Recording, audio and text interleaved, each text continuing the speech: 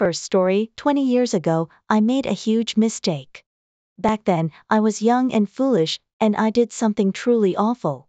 At the time, I had been in a relationship with my now husband for 5 years. We grew up in the same small town, had the same group of friends, and fell in love during high school. We've been together ever since. However, after college, I started feeling like my relationship was stifling me, preventing me from being my true self. My best friend, Julia, agreed with me on that. Julia and I would often go clubbing together, leaving our boyfriends at home. While we didn't do anything too wild, there was a thrill in knowing that other guys were interested in us. But as they say, playing with fire can get you burned. The more we partied, the more Julia felt the urge to cheat. Eventually, she started making out with other guys at the clubs. I'm ashamed to admit it, but I followed suit for a few nights, dancing and kissing other guys. However, after a few incidents, I was disgusted with myself, Julia, and those strangers I kissed. Most of all, I felt terrible about betraying the love of my life. I told Julia that I couldn't continue hanging out with her if she kept cheating. Thankfully, she understood and stopped too. But despite my moral outrage, I lacked the courage to confess to my boyfriend about my actions, so I kept it as our little secret. Fast forward 20 years, and that boyfriend is now my husband. We have 4 children, aged 18, 17, 14, and 14. Over these past 2 decades, Julia has pretty much withdrawn from the dating scene. She runs a successful business inherited from her family and spends most of her social time with me, my husband, and occasionally babysitting our kids. However, things took a turn for the worse in February of this year. One night, Julia had too much to drink and ended up revealing our past cheating incidents to my husband. Conveniently, she left out the fact that I only kissed 4 different guys. To clarify, she couldn't remember the specifics, but she recalled that we both cheated for almost a whole year. To make matters even worse, she spilled the beans while my oldest son was upstairs and overheard everything. Meanwhile, I was away for the weekend with our other 3 kids, visiting my parents.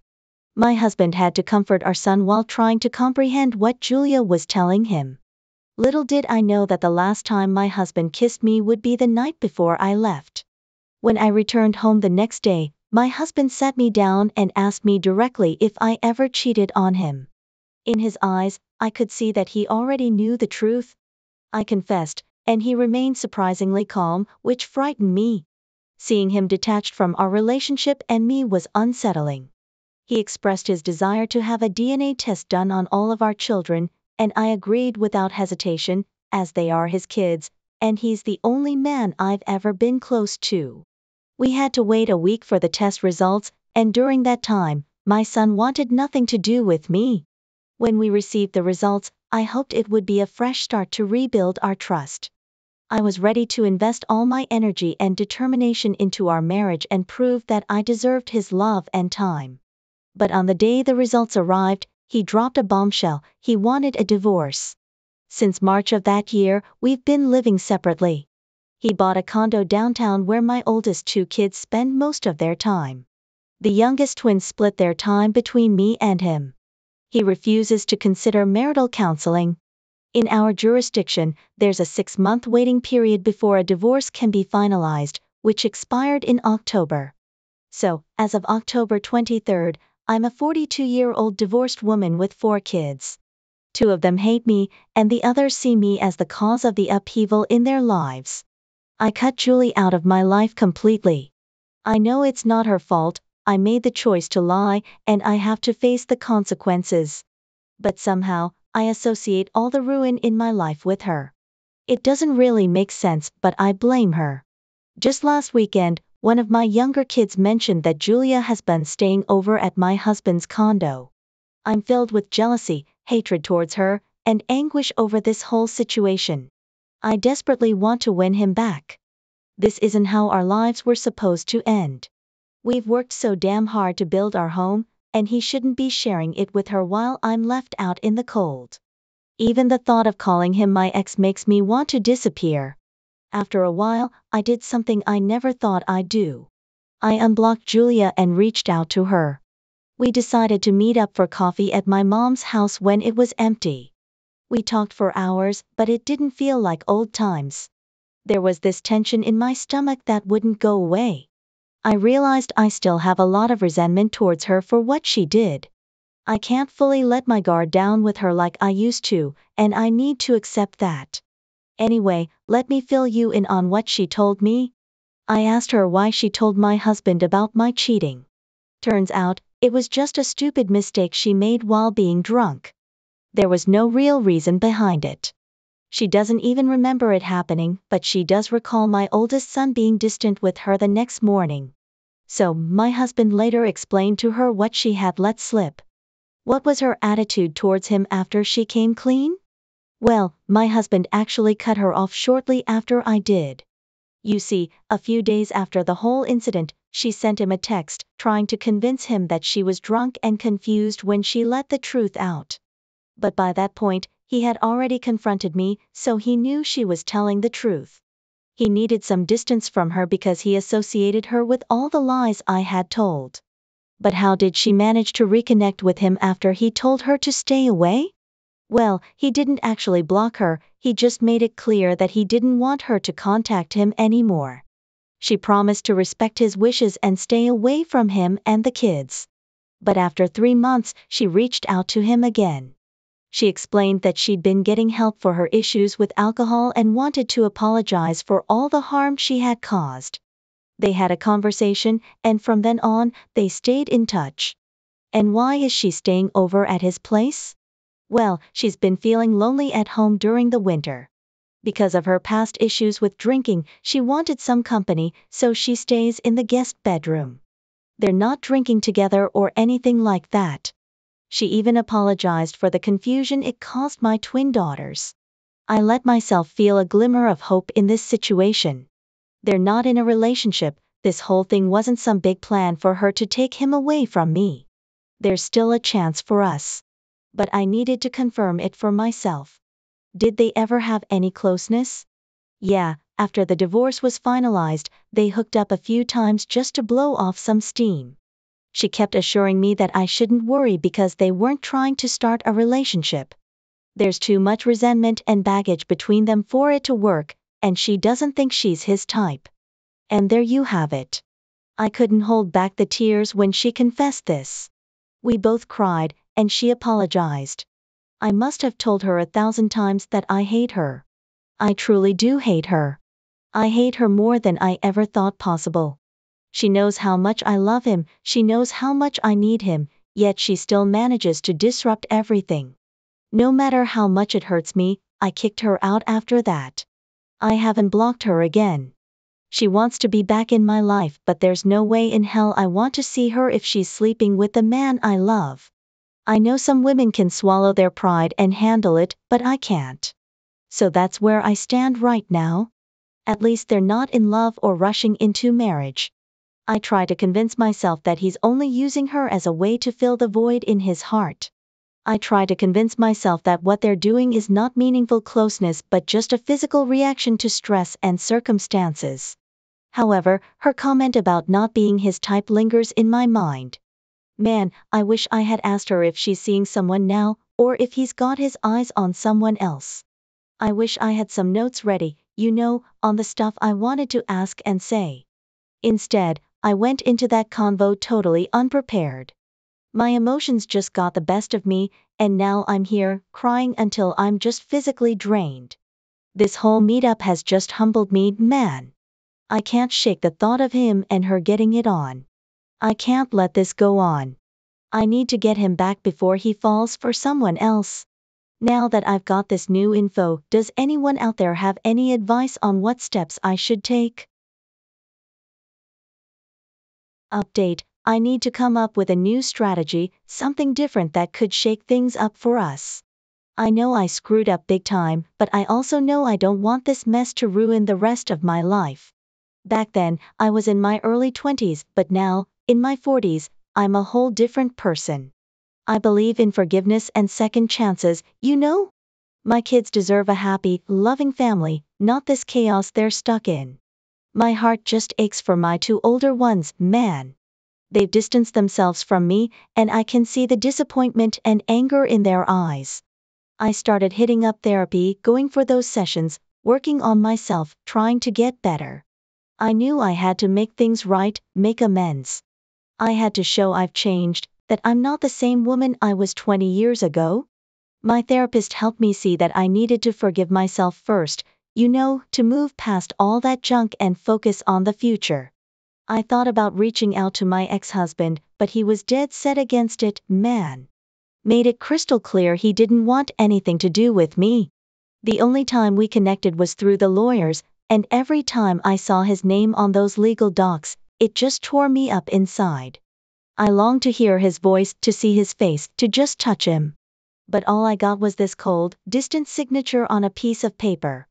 Then, one day, I hear from a buddy that he's shacked up with some new woman.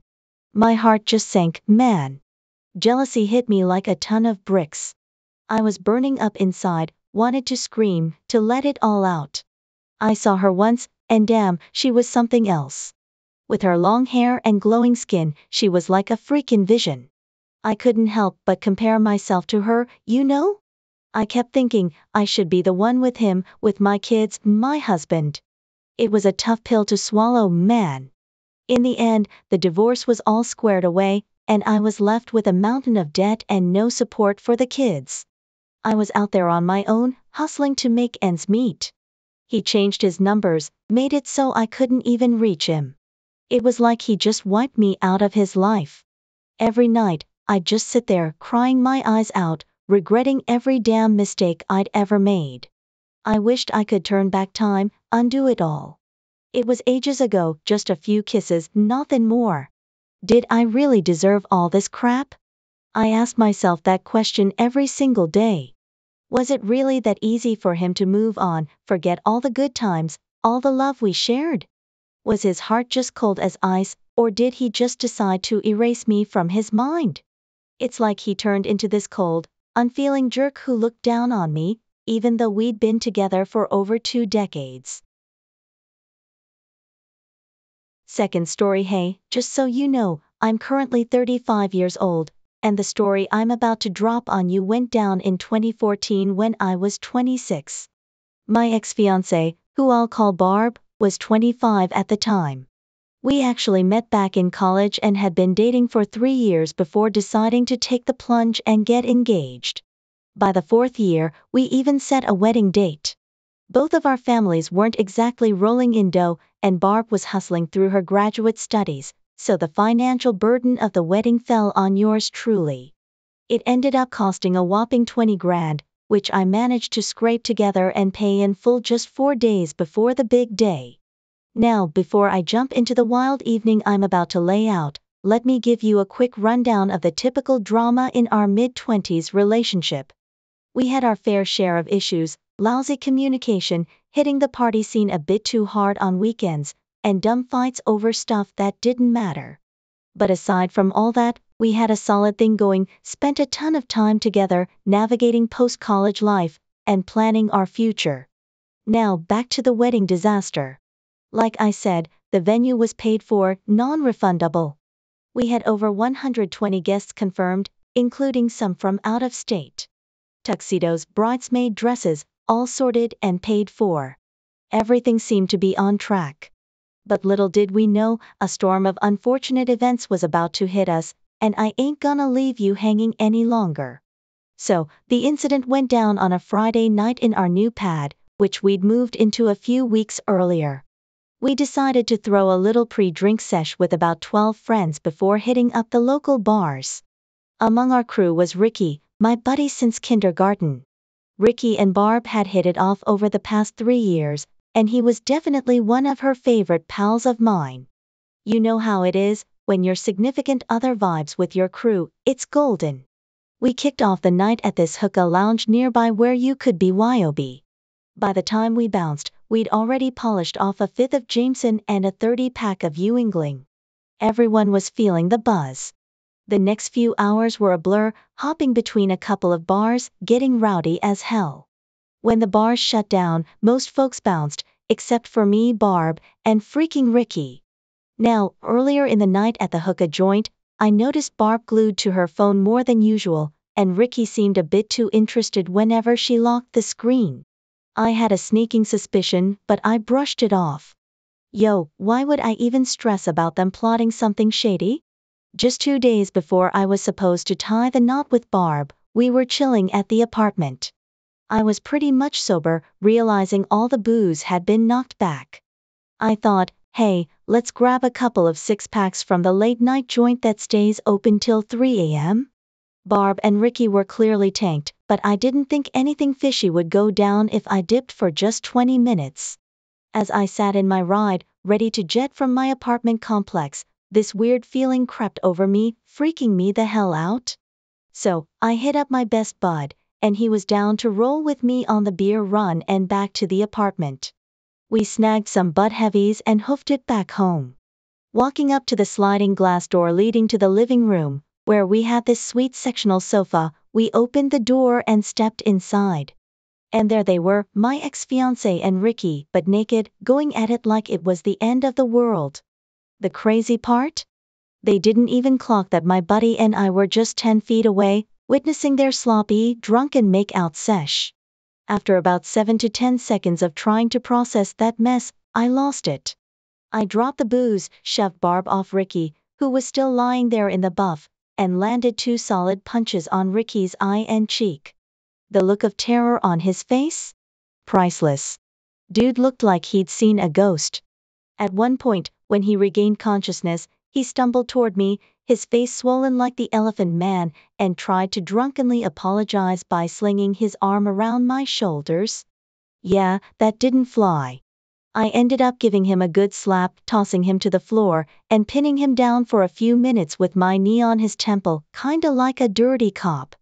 I hoped humiliating him like that would make Ricky think twice before messing with someone else's girl. For context, I'm a 6-foot-tall, 220-pound hockey player, while Ricky's this 5'6", 140-pound runner. After I let loose on him, Ricky started snoring, like who knew that was even possible, and crashed out for at least 5 minutes. While I was freaking out about the whole mess, I kept calling Barb's parents like 10 times until they finally woke up. I insisted they haul their cheating daughter away ASAP. Luckily, their crib was just a 5-minute drive, so they showed up soon after. When they walked in, they found me ripping into Barb about her messed up choices, Ricky lounging on the couch, and my butt trying to play peacemaker. First thing out of my mouth. The wedding's off, no questions asked. I demanded the engagement ring back and made it clear I'd rather eat the $20K than spend one more second with a damn cheater. Her parents spent the next 20 minutes trying to get me to reconsider, even defending Barb's actions. Like, seriously? My buddy, who walked in on them with me, stepped up and got defensive when he heard both parents trying to talk me out of my decision. It meant the world to me that he had my back, no questions asked. Meanwhile, Ricky's waking up looking like he went a few rounds with Mike Tyson, his face all swollen up like a grapefruit, and one eye completely shut. Wild, right? So, kicking Ricky out of the apartment turned into a whole ordeal cause dude was too wasted to drive. I ended up calling his brother, who was like 20 minutes away. While we waited for him to swoop in, I let loose all my pent-up rage on Barb, Ricky, and even her folks. Surprisingly, despite being furious as hell, I managed to keep it together enough to lay out my thoughts clear as day. Usually, when I'm this ticked off, my brain feels like it's scattered all over the place, and I struggle to string 2 coherent sentences together. But not this time. As Ricky's bro rolled up to scoop him, and Barb's parents took her home, I went full on lawyer mode, systematically tearing down every objection or plea for reconsideration tossed my way. And damn, it felt good. The only red flag I noticed was about 6 months before the wedding. Looking back, I should have peaced out right then and there. We were all at the bars, chilling at this big table, sipping drinks and shooting the breeze. Barb and Ricky were posted up next to each other on the opposite side, but I didn't think much of it. I was kicking it with other friends all night. But I did catch some sus moves, them dipping out from the group, not giving me the time of day, and whispering to each other like they were plotting something. After the bars shut down, I drove Barb back to her folks' place, said my goodbyes, but this nagging feeling wouldn't quit. So, I hit up Wawa, grabbed some grub, and then swung back to the apartment complex to play detective. I dropped her off around 2:15 a.m., and by 3:05 a.m., I spotted Ricky's unmistakable 2004 Audi's 4 with that electric blue paint and black wheels, rolling towards her spot. Dude parked up, and I'm about 100 feet away, feeling my heart doing laps. A minute later, Barb strolls out, rocking a fresh outfit, heading straight for his ride. That's when I decided to make my presence known, slamming on the gas, high beams blazing, and zooming straight towards Ricky's door. They were both shook, obviously, not knowing what hit them. Their excuse? Oh, they just needed someone to talk to. Right? I told Ricky to bounce back to his mom's basement and ended up crashing at Barb's place to keep an eye out, making sure he wouldn't show his face again. Took a hot minute to patch things up with Ricky, but they kept swearing up and down that I had nothing to worry about moving forward. Well, turns out, I did. Here's my 2 cents for you: if your gut's telling you something's off with your partner, speak up. Don't let every little thing slide, cause if they catch wind that you're cool with it, they'll keep pushing those boundaries. Trust your instincts, man. Always. Honestly, it's way better to just lay it all out there and be straight up when you're talking to your significant other. Holding back on airing your concerns about their shady behavior isn't doing anyone any favors. You deserve better than that. And trust me, if you ever stumble upon some cheating or sketchy stuff, you'll be glad you confronted them head on instead of finding out years down the line. But let me tell you, the months that followed that whole mess were no picnic. Things didn't magically fall into place for me. Just 2 months later, the pharma company I was grinding at decided to axe everyone in my department. Talk about adding insult to injury. On top of that, I was drowning in thousands of dollars of credit card debt from covering the wedding expenses. Unemployment became my unwanted roommate for a grueling 5 months, and to top it all off, I got hit with a major depression diagnosis. Life was like a roller coaster headed straight into Chaos Town, and let me tell you, it wasn't pretty. I didn't get a dime from her fam to help with the wedding bills, but hey, I didn't really expect anything. They weren't exactly rolling in dough. The engagement ring? Man, that was a tough one. Even though I shelled out around $1,700 for it a year ago, Barbie somehow managed to beat it up real bad. The smaller diamond on the left was cracked, and there were scratches all over the white gold. Took it to a bunch of jewelers to get it appraised, and the best offer I got was a measly $100. Ended up taking it and splurging on tickets to see my favorite rock band in Philly. Totally worth it, though. Fast forward to today, and I'm living a much happier life. Went through a killer year of cognitive behavioral therapy and got myself on that Lexapro train, which I still ride just in case. Life's taken a turn for the better, and I'm cruising along. About a year later, I dipped my toes back into the dating pool and ended up with someone else for the next 4 years. But let me tell you, she was a whole different kind of headache. Emotionally and verbally offensive, and she was not exactly a hit with my crew. Called it quits last June, and since then, I haven't had an inkling to dive back into the dating scene. 8 years with 2 ladies who drained the life out of me? Yeah, I'm good for now. As for Barbie's current situation? Well, turns out she pulled the same stunt on 2 boyfriends right after we split. One of them just a week before they were supposed to pack up and move to California. And here we are in good old Pennsylvania. I'm well aware she's got someone new on the roster, but considering her track record of cheating on the last 5 dudes, it's pretty obvious she's a serial cheater. Unfortunate for the new guy, but hey, he'll learn soon enough.